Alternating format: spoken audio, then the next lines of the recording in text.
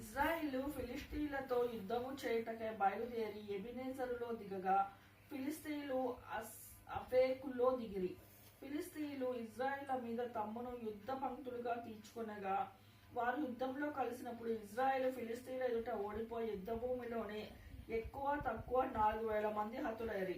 కాబట్టి జనులు పాళెములోనికి తిరిగి రాగా ఇజ్రాయిల్ పెద్దలు యెహోవా నేడు మనలను ఫిలిష్తీయులందరి ముందర ఎందుకు ఓడించెను? ఫిలోహులో ఉన్న యెహోవా నిబంధన మందసమును మనము తీసుకొని మన మధ్య ఉంచుకొందము రండి. అది మన మధ్య నుండి నెడలా అది మన శత్రువుల చేతిలో నుండి మనను రక్షించుననిరి. కాబట్టి జనులు షిలోహునకు కొందరిని పంపి అక్కడి నుండి కెరూబుల మధ్య ఆసీనులై ఉండు సైన్యముల అధిపతికు యెహోవా నిబంధన మందసమును తెప్పించిరి. ఏలి యొక్క 2 కుమారులైన హొఫ్నీయను ఫినెహాసును అక్కడనే దేవుడు నిబంధన మందసము వద్ద ఉంచిరి.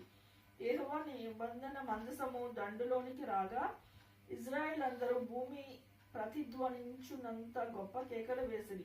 ఫిలిష్తీయులు ఆ కేకలు విని హెబ్రీయుల దండులో ఆ గొప్ప కేకల ధ్వని యేసుని అడిగి యెహోవా నిబంధన మందసము దండులోనికి వచ్చనని తెలుసుకొని జడిసి దేవుడు దండులోనికి వచ్చనని అనుకొని అయ్యో మనకు శ్రమ, ఇంతకు మునుపు వారిలాగు సంభ్రమింపలేదు. అయ్యయ్యో మహాశూరులకు ఈ దేవుని చేతిలో నుండి మనల్ని ఎవరు విడిపించగలరు? అరణ్యమందు అనేకమైన తెగుళ్ల చేత ఐగుప్తీయుల హతము చేసిన దేవుడు ఈయనే కదా.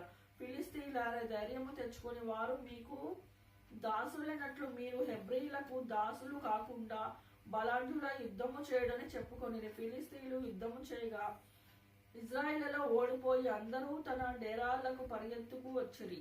అప్పుడు అత్యధికమైన వధ జరిగెను.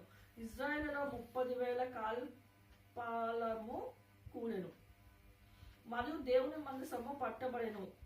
అది కాక హొఫ్నీ ఫినెహాసులకు ఏలి యొక్క 2 కుమారులు హతులైరి. ఆనాడే బెన్యామీయుడైన ఒకడు యుద్ధ భూమిలో నుండి పరిగెత్తుకు వచ్చి చిరిగిన బట్టలతో తల మీద ధూళితో షిలోహులో ప్రవేశించిన. అతడు వచ్చినప్పుడు ఏలి మందసము విషమమై గుండె అవిచు త్రోవ పక్కను పీఠము మీద కూర్చుండి ఎదురు చూచుచుండెను. ఆ మనుషుడు పట్టణంలోనికి వర్తమానము తేగా పట్టణస్థులందరూ కేకలు వేసిరి. ఏలి ఈ కేకలు విని ఈ గల్లత్తు ఏమని అడగగా ఆ మనుషుడు త్వరగా వచ్చి ఏలితో సంగతి తెలియచెప్పాను. ఏలి 98 వాడై ఉండెను. అతని దృష్టి మందగిలినందున అతని కండ్లు కానరాకుండెను. ఆ మనుషుడు యుద్ధంలో నుండి వచ్చిన వాడను నేడు యుద్ధంలో నుండి పరిగెత్తి వచ్చి ఏలితో అనగా అతడు నాయన ఇక్కడ ఏమి జరిగినని అడిగాను. అందుకు అతడు ఇజ్రాయిలు ఫిలిష్తీయులందరి ముందర నిలవలేక పారిపోయారు. జనులలో అనేకులు హతులైరి. హొఫ్నీ ఫినెహాసు అను ఆ 2 కుమారులు మృతులైరి. మరియు దేవుని మందసము పట్టబడెను అని చెప్పాను. దేవుని మందసమును మాట అతడు పలకగానే ఏలి ద్వారము దగ్గర ఉన్న పీఠము మీద నుండి వెనుకకు పడి మెడ విరిగి చనిపోయాను. ఏలైనగా అతడు వృద్ధుడై బహుస్థూల దేహి అయి ఉండెను. అతడు 40 సంవత్సరములు ఇజ్రాయిలకు న్యాయము తీర్చెను.